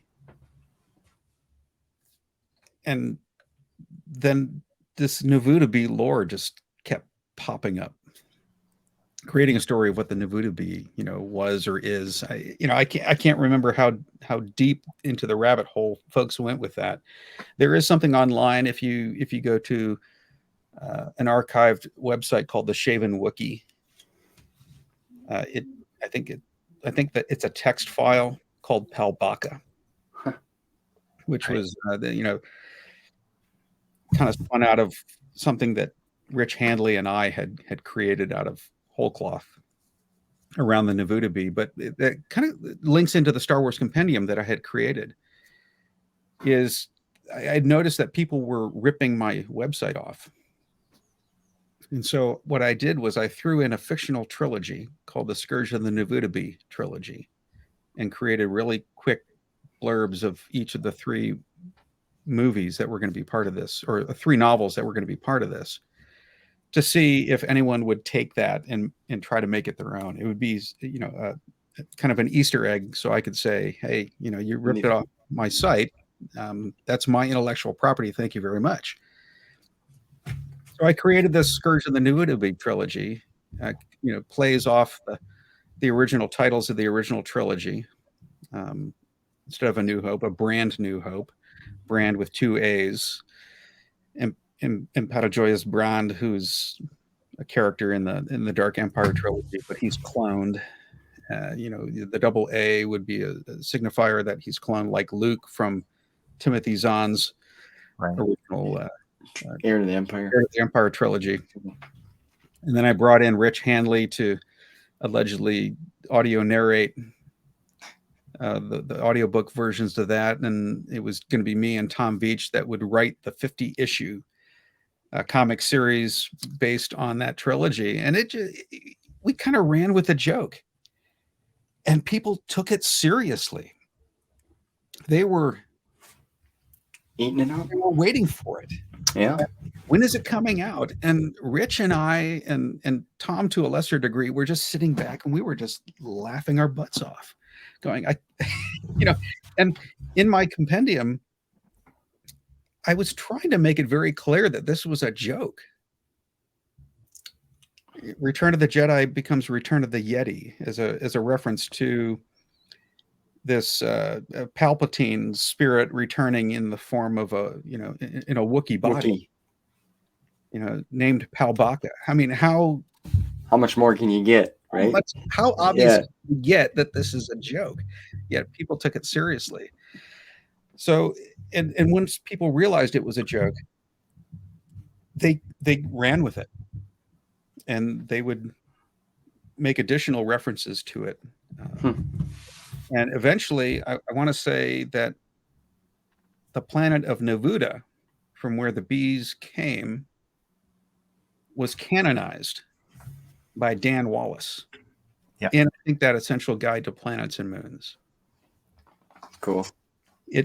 I'm not entirely sure. I've forgotten since then, but it was canonized at some point. And I recall a conversation I had with Tom Veitch after the Legends reboot, Nevuda was reintroduced into the present day canon in a comic series. I can't remember exactly which issue, but Nevuda is now official again. Then you can point that finger again and say, Snowball. Yeah. I love it. Yeah, that's excellent. Impressive, sir. Just impressive. So, I had talked to a gentleman who likes to dig deep down and find all these lost interviews and such, Zazane, and, there's stories to be told by gentlemen like yourself that should be told, because there's fans out there, sir, like me, Marcel, Alex, Christopher Nelson. There's just a whole Matt Wilkins. We love to hear this because it means a lot to us, because you did stuff to, you're a part of the galaxy. You have your mark, and it's awesome. It's a small mark, though. I mean, but it's a mark. If I got that phone call and said, hey, or on that chat line, and hey, I'd like to talk to you a little more. Maybe you can help me out with this. Like, just that started this path. Like, you already had a terrific career and impressive, and now you get to play in something that you're a fan of. This is true. It's playing in somebody else's sandbox for a brief time. Yeah. It's great. So as we get close here to wrapping things up, Marcel, is there anything else that you'd like to ask the list? He's our expert, by the way. Mr. Marcel's an expert. Not an expert. You can ask your fun questions. I have one fun question in there as well, but you go for it. Throw it in there. Well, I mean, he's already been named. Okay, let me ask you this. You've been Tuckerisms in some of your books, right? But what would your character name be? What would Mr. Beidler's name be in Star Wars if you had to choose your own name? Well, there are 3 characters out there already. One is just a redone version of my actual name. 2 other characters named Beidler. One's a Rhodian, one's a human being. In fact, that one of the Beidler's characters was in John Whitman's Galaxy of Fear series called the Brain Spiders. Brain Spiders, yeah. And I've been told that the brain spider that walks across the screen in Return of the Jedi is that character, which also appears in, I think, season 2 of The Mandalorian or the Book of Boba Fett. I can't remember which one. Yeah, I think it's Boba Fett book. Yep. I don't know definitively if that character was on screen. And then another one is a bounty hunter that was killed by one of Charlene Newcomb and Rich Handley's characters. So one of my guys is dead. I kind of like Mike Beidler the way Ann Crispin did it. If I could choose it, I would choose something that she chose for me. Yeah. It's just strange enough in its spelling to be alien. Yeah. Even though I'm a human being in the book. But I wouldn't mind. I wouldn't mind having Master or Darth before one of those names. Perfect. Maybe even having that Brain Spider Beidler character become a Jedi or a Sith. I wouldn't mind that at all. Amazing. Yeah. Go ahead, Marcel. Hit him with yours. I'm just curious, what's your favorite expanded universe book in the Legends continuity, if you have one? That's a tough call there. I know. I know. I probably should have prefaced. I should ask you that beforehand, give you time to think about it. Yeah. There was one that really hit me, and it's one that a lot of folks probably have forgotten about. It's Children of the Jedi. I wouldn't say it's my favorite, but it was one that kind of hit me right there. That is that relationship that Luke had developed with the ghost of Callista. Yep. In Children of the Jedi, just very romantic. You don't see a lot of romance in the Star Wars novels, but that one was very special. I would say though, I would say Anne Crispin's Han Solo trilogy really brought together a lot of those Dark Empire elements, and you know, really wrapping up who Han Solo was as a young boy. Yeah. I don't think the movie Solo took advantage of. Yeah. I think they could have brought in some more of those elements, like the later movies, the sequel trilogy did, in bringing back some of those characters. But I thought Anne Crispin really hit the nail on the head. Great choice. Yeah, that's good question. I was going to ask that too. But well, do you follow all the Disney stuff, right? Like what, like you mentioned, Book of Boba Fett. Like, give us a little take on like that and Kenobi, like what you thought of all of them, if you wouldn't mind. Yeah, Kenobi I thought was really well done in terms of its story, except for the fact that I think it was 6 episodes. I think they could have tightened that up a little bit. But the young lady who plays Princess Leia, I think she stole the show. That was just the perfect choice. Smart, sarcastic. I mean, you can see Carrie Fisher's personality in that little package, and she just played it beautifully. And I want to see more of her in Star Wars. Mandalorian, I think has been it's kind of a mixed bag. I like where they're going with the character, and Grogu is just an awesome addition to the Star Wars universe. It feels a little bit uneven at times. I never thought I'd see Jack Black join the Star Wars universe. I have some friends who love that recent episode. You know, I can take it or leave it. I'll keep it, but not a big fan of that particular episode. It seemed to break the direction that the show was going. It seemed a little bit of a tangent that was unnecessary. But and I don't consider the Book of Boba Fett to be its own series. I think it's just part of the Mandalorian series. Yeah, kind of odd that they would break that out, especially since the Mandalorian seems to have eclipsed Boba Fett in his own series.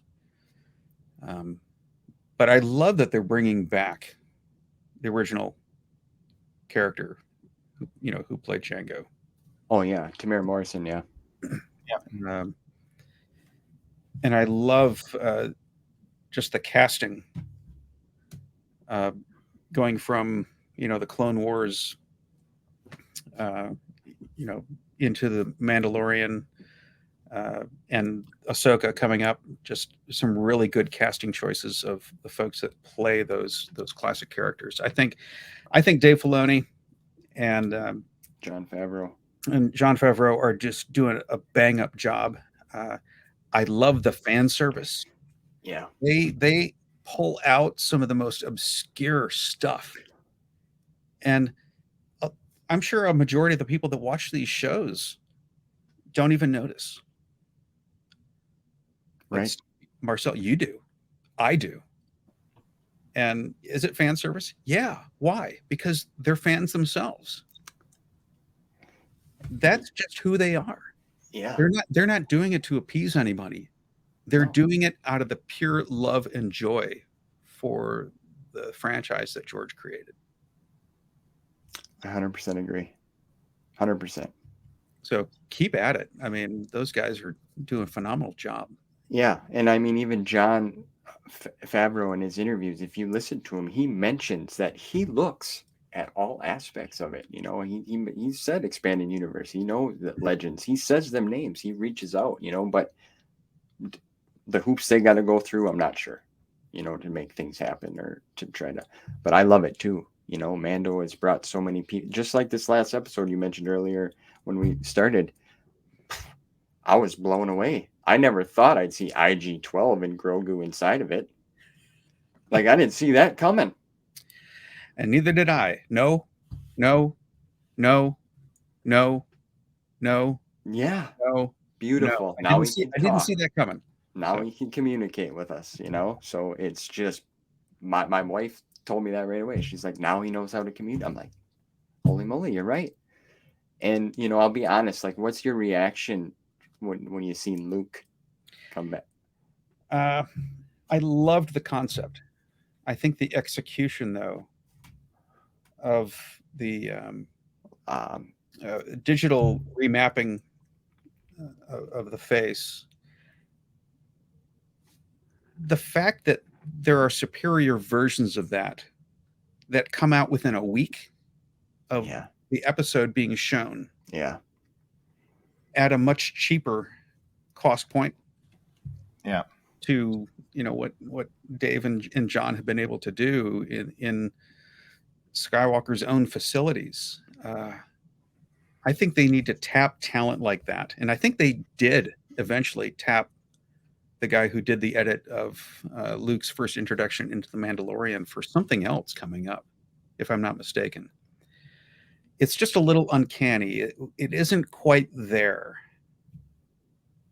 in both Book of Boba Fett and Mando.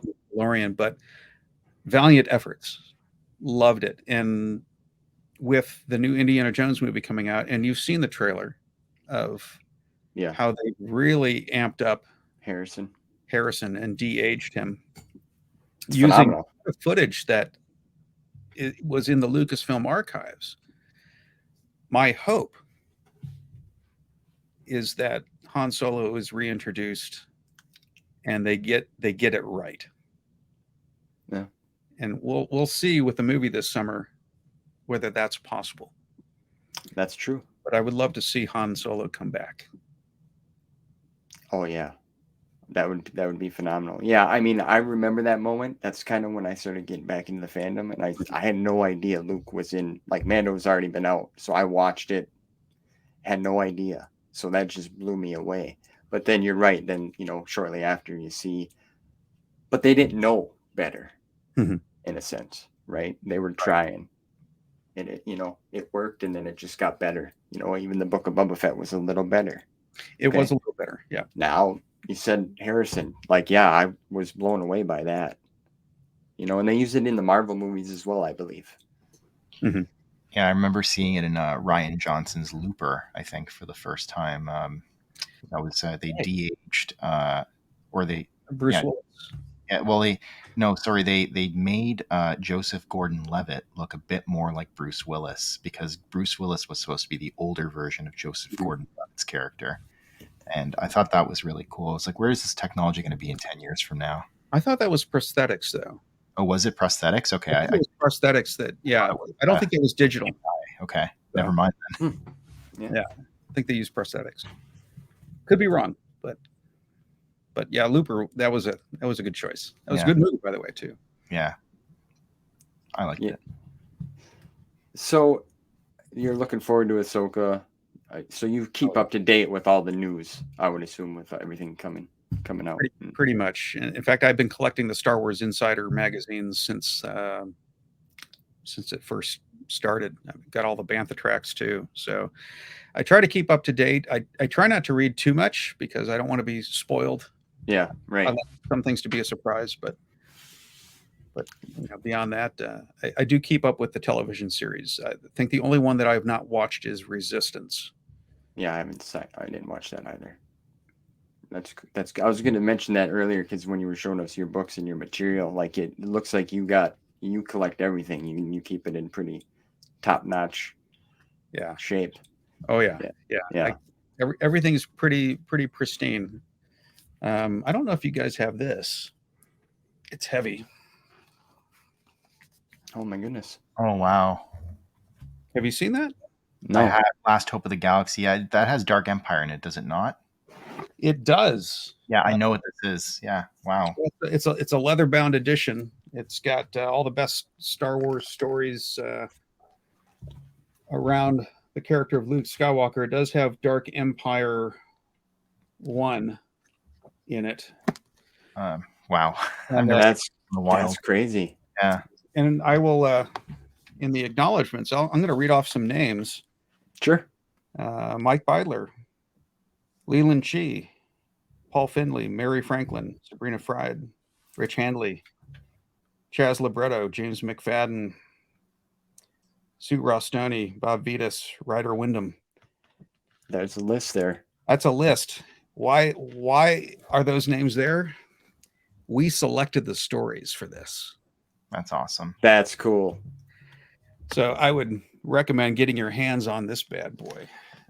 It's out of print now. It ran for about $100 in the store, and a couple of years ago, I saw a whole bunch on sale at Barnes and Noble for like $30. I should have grabbed them when I Yeah. could. But, Yeah. unfortunately. Wow. But that's what I have on the desk all the time. But well, sir, I don't want to keep you too much longer, but I know we could probably carry on this conversation for a lot longer. You know what I'm saying? If we want to sit down and all lunch together, we can keep talking. That'd be great. But I know we all got things to do. Is there any final thoughts or anything that you want to say, sir? You know, to put out there, or anything in the future that you'd like to work on? 1977, 50 years from that is what, 2027. I don't care where Celebration is. I am going to be there. Yeah. 50th anniversary. I will be there. So that's not too far from now. No. It's just 4 years. I will be there. So if you want to hang out, I don't care if it's Tokyo. I don't care if it's London. I'm going to be there for that 50th Star Wars celebration. Yes, sir.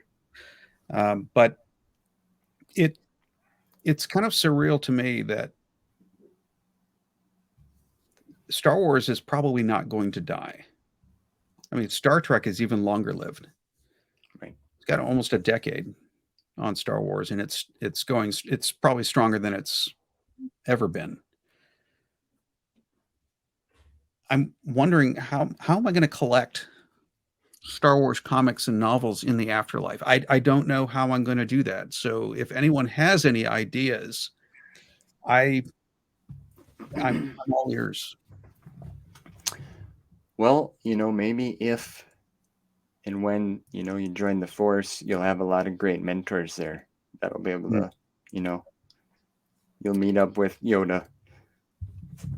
Or a holocron, just capture that on a holocron or something like that. And yeah, but I'm kind of worried that I'm gonna not be able to read material after I die. Yeah, I've had the same thought. I want someone to put them in my tomb on Korriban, just like filling it up. Yeah, just like the pharaohs. Yeah, exactly. Just open up the crypt every once in a while. Yeah. Throw a few comics in there. Make sure it's bagged and boarded, okay, to protect it. Yeah. I like my stuff pristine, but I would appreciate that. So, living will, I'm going to have that in there, that you just continue to put the new stuff in my crypt. I like that. I like that idea. It's brilliant. Thank you, Marcel. That's why I said he's great. Marcel's fantastic. He's a great narrator, sir. You got to check out his material. He's great. I'm not saying that because he's my friend. It's true. He's got a voice, sir. And you should get on the narration too. You got a good voice from when you were reading before. Well, if you need any help, Marcel, I'm at your beck and call there. I don't even know what to say to that. It's such an honor. Yeah. But what, Mr. Beidler, I don't know what else. Like, you have me blown away, sir. You truly do. You truly do. Marcel, is there anything you want to add before I wrap it up here? No, we appreciate your time so much, and all the special memories that you shared with us today, and all the photos that you showed us, and the materials that you showed us. This is an absolute treat. This is one of the biggest treats of my life, just to be able to speak to someone who's on the inside like you. Very special. Yeah. Thank you. Well, you guys are awesome. I mean, if it weren't for folks like you, I wouldn't have any fun doing this. It's, to watch people, express joy and love for something, in it's a shared thing. And I think it's only something the fans can truly understand and appreciate. Yeah. there's a, I don't know you guys very well other than the conversations that we had. But Steve, I would love to hang out with you and have a beer and a burger. Marcel, I'll see you at the University of Toronto this summer. We'll try to make something happen, but it's family. And Yes, sir. for example, Rich Handley and I have hung out only on a handful of occasions. I've only been with Tom Veitch twice physically in my life. Once in 1995 and once in 2018. Right. When I went up to Vermont to hang out with him and Martha. But there's a bond, and that friendship doesn't need to be physical. It's all in the Force. So It's a true statement. just Perfect way of putting it. keep that family together and continue to bond and share stories. And when you share the stories, be vulnerable. Make those emotional connections. Get to know each other as people and not as fans. And your love for the franchise will grow even greater. Absolutely. Well said. Well said. Sir, it's been truly, like Marcel said, an honor and a pleasure. I got to give a big shout out again to Alex for putting us. Alex is a great young man, bright shoulders, very smart. I'm glad he got us in contact, sir. And if you're ever in Wisconsin, we got our contacts. I'd gladly love to meet up with you and shake your hand.